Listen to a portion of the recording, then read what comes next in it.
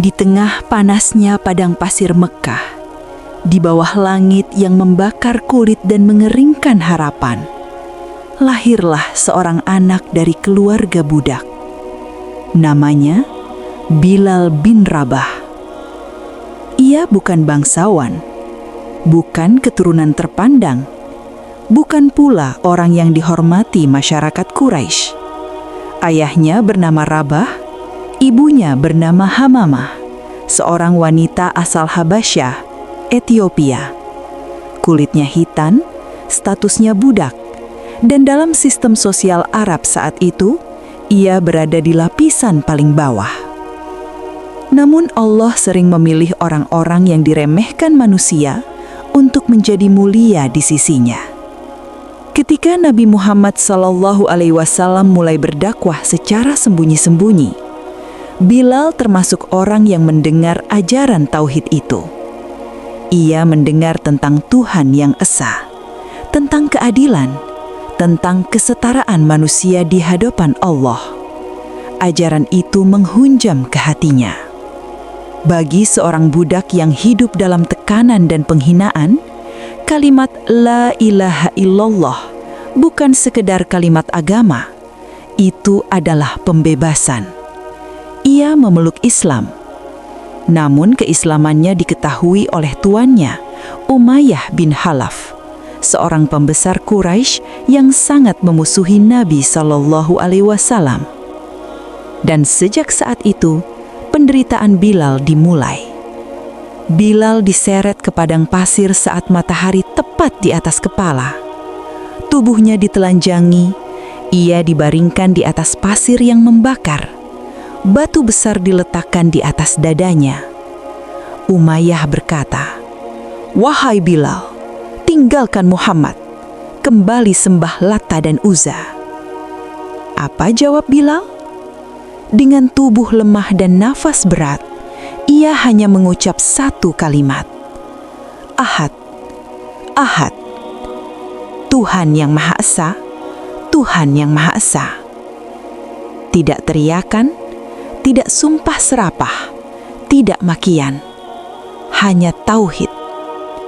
Setiap kali disiksa, jawabannya tetap sama, Ahad, Ahad.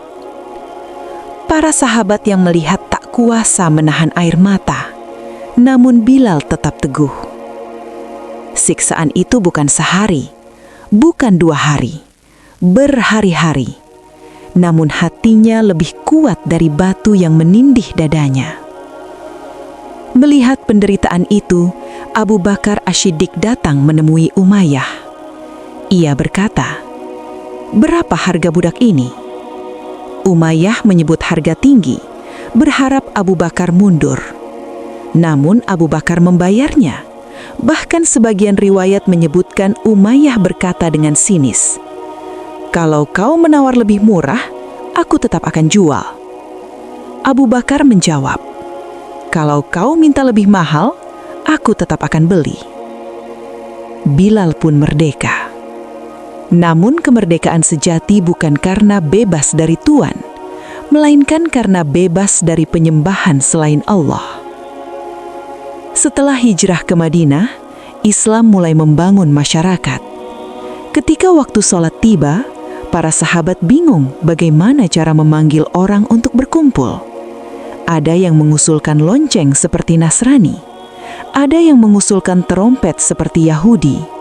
Namun akhirnya, melalui mimpi Abdullah bin Zaid dan persetujuan Nabi SAW, ditetapkanlah azan. Dan siapa yang dipilih Nabi untuk mengumandangkannya? Bilal bin Rabah. Budak yang dulu disiksa di padang pasir, kini berdiri di atas masjid menyerukan, Allahu Akbar, Allahu Akbar. Suara yang dulu dipaksa mengucap kekafiran, kini menggetarkan Madinah dengan tauhid.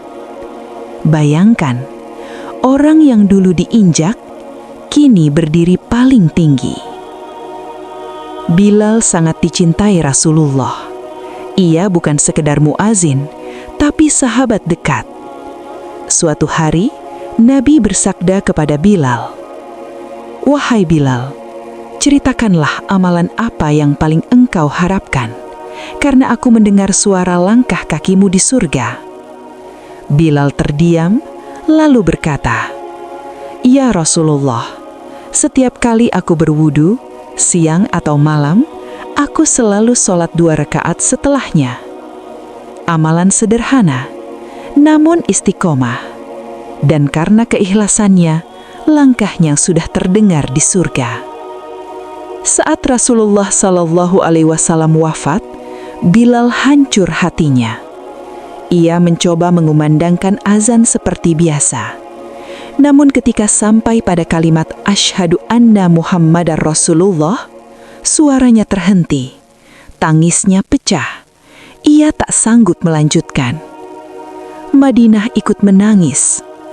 Bilal tak kuat tinggal di kota yang setiap sudutnya mengingatkan pada Nabi. Ia meminta izin untuk pergi berjihad ke Syam. Di sana ia hidup sederhana. Suatu hari, Bilal bermimpi bertemu Nabi. Dalam mimpi itu, Nabi berkata, "Wahai Bilal, mengapa engkau tak pernah mengunjungiku?" Bilal terbangun dengan hati bergetar. Ia segera kembali ke Madinah. Hasan dan Husain, cucu Nabi, memintanya mengumandangkan azan seperti dulu. Bilal tak kuasa menolak. Ia berdiri, menghadap langit Madinah. Allahu Akbar, Allahu Akbar. Suara itu membangunkan kenangan. Ketika sampai pada kalimat "Asyhadu anna Muhammadar Rasulullah", tangis pecah di seluruh Madinah. Orang-orang keluar rumah. Para sahabat menangis terseduh-seduh. Seolah-olah Rasulullah hidup kembali. Itulah azan terakhir Bilal di Madinah. Bilal wafat di Syam sekitar tahun 20 Hijriah. Ketika sakaratul maut, istrinya berkata dengan sedih, "Betapa sedihnya hari ini." Bilal menjawab dengan senyum, "Jangan berkata begitu. Katakan, betapa bahagianya hari ini. Besok aku akan bertemu dengan orang-orang tercinta, Muhammad dan para sahabatnya." Budak yang dulu tak dihitung manusia, kini menjemput kematian dengan rindu bertemu Rasulullah.